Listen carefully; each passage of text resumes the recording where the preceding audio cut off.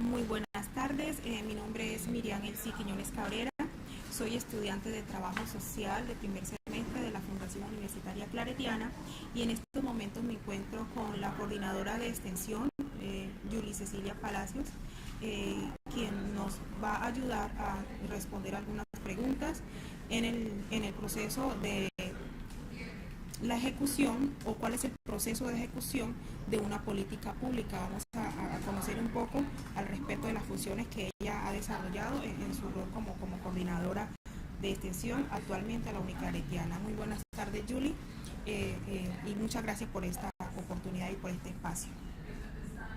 La primera pregunta es,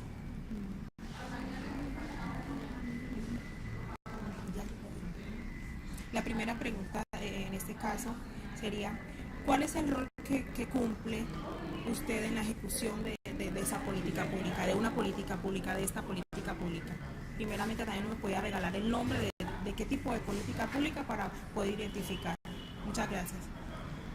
Bueno, mi nombre es Yuli Cecilia Palacios Blandón, soy directora de extensión de aquí en la Universidad Claretiana y pues tuve la posibilidad de estar participando en la política pública, en la elaboración de la política pública y educativa, intercultural y multilingüe del municipio de Quibdó.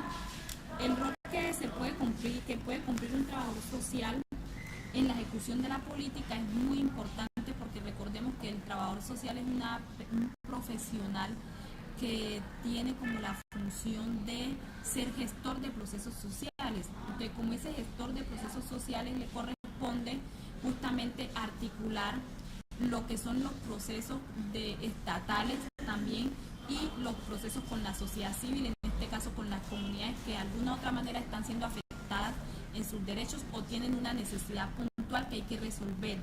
La política pública es un proceso muy interesante del cual el Estado puede decidir cómo la hace. Hay dos caminos. El primer camino es que el Estado decida si él quiere hacer su política pública, digamos, él como Estado, pensando él sin tener en cuenta la voz de las comunidades. Hay otra opción y es que el Estado decida hacer la política pública con la confluencia de actores claves de la sociedad civil que estén siendo afectados por determinada problemática. Entonces, miren que hay una diferencia importante porque resulta que ¿qué es lo que más nos conviene en este tipo de casos? Que obviamente esas políticas públicas se generen en una articulación desde el Estado con la sociedad civil. ¿Por qué? Porque resulta que es la sociedad civil la que está en ese momento viviendo la dificultad o determinado grupo humano y son ellos los que de pronto pueden tener sus propias respuestas a los problemas. ¿Qué le corresponde al Estado? Como estamos en un Estado social de derecho, obviamente el Estado debe garantizar unos derechos a las poblaciones y esos derechos se garantizan también emanando políticas públicas. Entonces, ahí el rol que cumple el trabajador social es muy importante desde el mismo momento, obviamente, que se inicia a concebir la propuesta de política pública, como acompañar también a los entes estatales en ese proceso de articulación con la sociedad civil y acompañar también a la misma comunidad para que esos procesos se vayan articulando bien y para que obviamente se vayan incluyendo las percepciones, se vayan identificando bien las dificultades o los problemas o las necesidades que tienen las comunidades.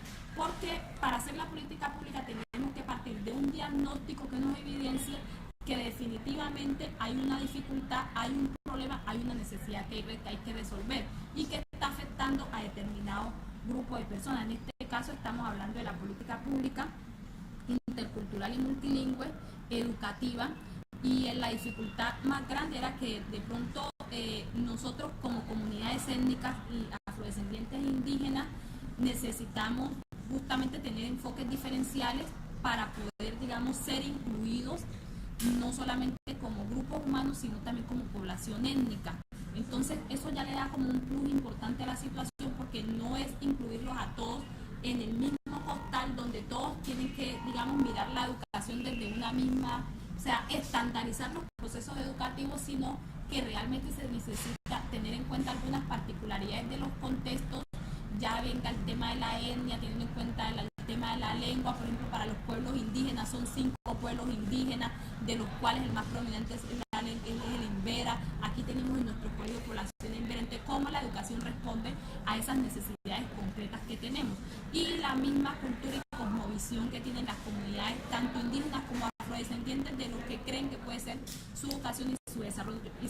Entonces, todas esas particularidades había que tenerlas en cuenta, lo mismo el tema de género, lo mismo, bueno, en fin, otros temas que pueden estar tranquilamente. Entonces, como te decía, se inicia con un diagnóstico, una necesidad, un problema que se identifica, luego pasamos ya a hacer un proyecto de política pública y finalmente se hace la implementación de ese proyecto, de esa política pública.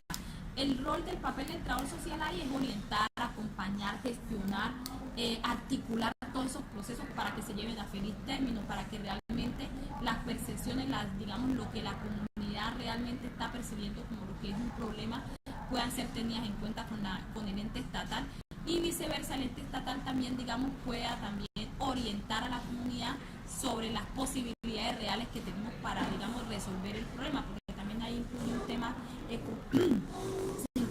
económico, de posibilidades que también tengan los estados para poder resolver. Entonces, el espectro de acción del trabajo social realmente es bastante amplio ahí.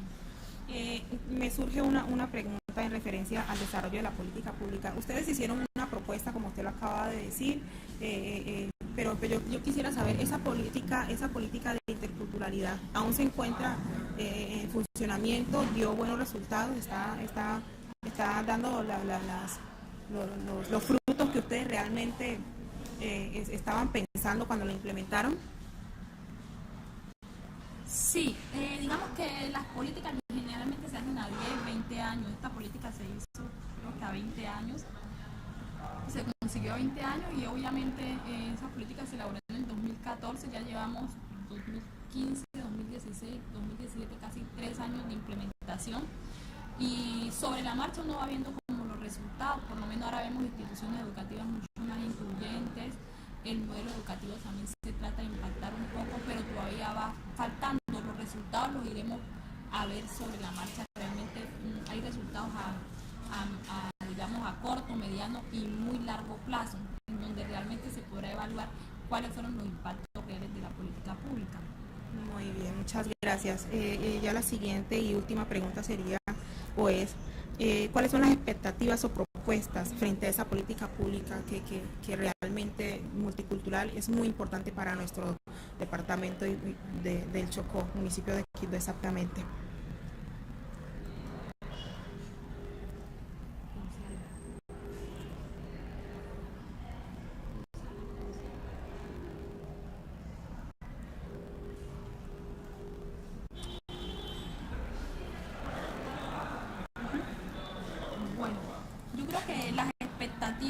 En relación a las propuestas, tienen que ver con que realmente la política se trata de implementar al 100%.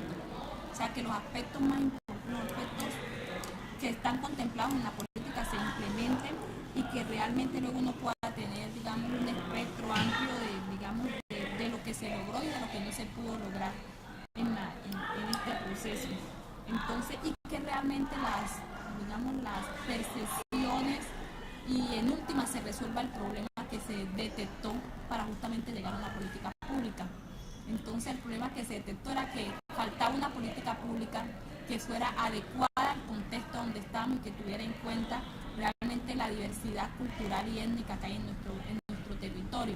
Entonces, partiendo de allí, iremos a evaluar si eso se cumplió o no se cumplió, y creo que la mayor expectativa es que realmente eso sí resuelva en estos 20 años el problema que tenemos en ese tema educativo en relación al no reconocimiento de esa diversidad cultural para tener en cuenta en la implementación del modelo educativo. Muy bien, muchísimas gracias, doctora Julie, por su espacio y por ponernos, por enriquecernos, porque realmente para nosotros como trabajadores sociales del primer semestre es un gusto y un placer enriquecernos con lo que se trata, de lo que se trata realmente una política pública y poder ampliar un poco más el conocimiento al respecto. Listo, muchas gracias, dispuesta a servirle.